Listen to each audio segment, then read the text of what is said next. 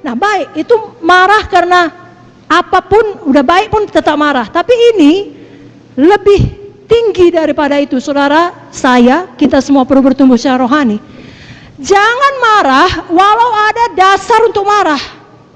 Dengan kata lain, saudara punya alasan cukup pantas, layak untuk marah, yakni orang jahat terhadap saudara, orang melakukan kecurangan terhadap saudara, dan lain-lain lah. Orang membicarakan saudara, menggosipkan saudara, bla bla bla.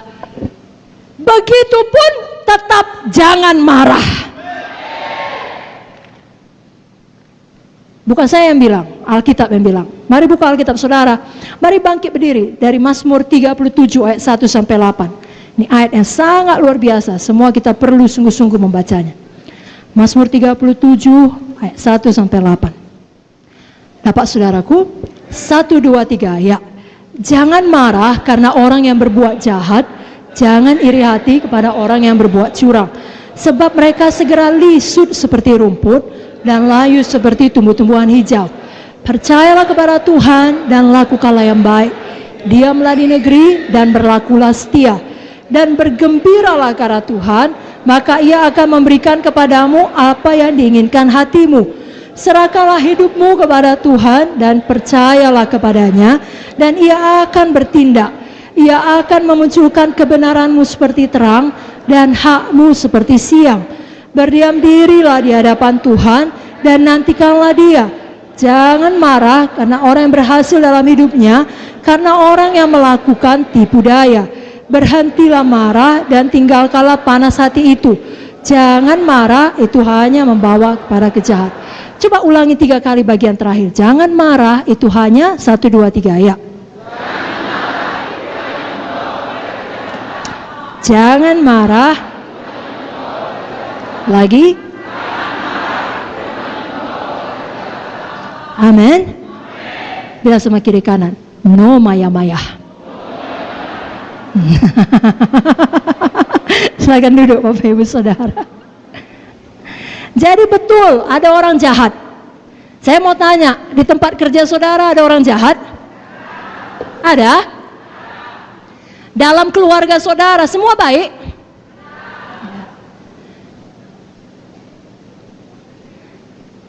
Di mana saudara beraktivitas, apakah di situ ada orang yang berbuat curang? Pantaskah kita marah? Pantas. Tapi apakah kita marah? Kenapa? Karena Roh Kudus di dalam. Kita tidak mau mendukacitakan Roh Kudus. Pendapat siapa lebih berharga? Pendapat dia atau pendapat Roh Kudus?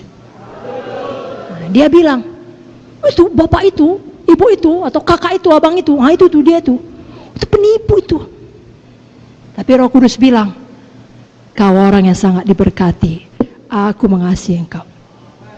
Lalu orang tersebut kemudian bilang, itu pemalas, itu jahat itu, namanya aja PKS, namanya aja PSE, banyak utangnya itu. Panas hati kita, karena udah kita lunasi semua utang kita. Itu hidup lama kita, lalu memarah kita sama dia. Roh Kudus bilang, kau sangat dikasihi, kau luar biasa, kau anakku yang kekasih. Yang mana yang kita dengar? Pendapat siapa lebih penting? Pendapat manusia atau pendapat Roh Kudus? Siapa Tuhan kita? Ucapan dia atau ucapan Roh Kudus yang memang adalah Tuhan Tritunggal? Siapa Roh Kudus? Itu Tuhan kita. Percayalah kepada Tuhan. Diamlah di negeri. Lakukanlah yang baik. Ia akan memunculkan kebenaranmu seperti terang dan hakmu seperti siang. Jadi Roh Kudus di dalam kita menyanggupkan kita untuk bersabar. Jangan kita lawan Roh Kudus tersebut dengan sengaja mengeraskan hati dan mendukacitakan dia. Buku Amsal lagi-lagi memberikan banyak petunjuk. Dalam Amsal 14 ayat 29 dikatakan, orang yang sabar besar pengertiannya, tapi siapa cepat marah membesarkan kebodohan. Amsal 15 ayat 18, si pemarah membangkitkan pertengkaran, Tetapi orang yang sabar memadamkan perbantahan. Siapa mau jadi si pemarah? Siapa mau menjadi orang yang sabar? Amin. Amin. Amsal 19 ayat 19, orang yang sangat cepat marah akan kena denda, karena jika engkau hendak menolongnya, engkau hanya menambah marahnya. Jangan kita menjadi orang demikian. Amsal 20 ayat 3, terhormatlah seseorang jika ia menjauhi perbantahan, tapi setiap orang bodoh membiarkan amarahnya meledak. Roh Kudus menolong kita sehingga kita bisa menguasai diri kita. Itu salah satu buah roh, penguasaan diri. Amin, saudara. Kita mau menjadi orang yang terhormat. Nah, saudaraku, sama seperti hubungan antar manusia, bisa dekat, bisa intim. Ini kita ada banyak di sini. Semua kita satu keluarga, kan? Siapa kita mengaku kita ini satu keluarga Allah? Siapa kita mengaku kita satu tubuh Kristus? Tapi walaupun kita semuanya satu tubuh Kristus, satu keluarga Tuhan di Gereja Kemenangan Iman Indonesia, kita kalau dengan jujur, ada di antara kita yang hubungannya lebih dekat, ada yang lebih renggang. Betul? Hubungan saya dengan saudara tentulah lebih renggang bila dibandingkan dengan hubungan saya dengan Ibu Munte atau Ibu Victoria. Betul?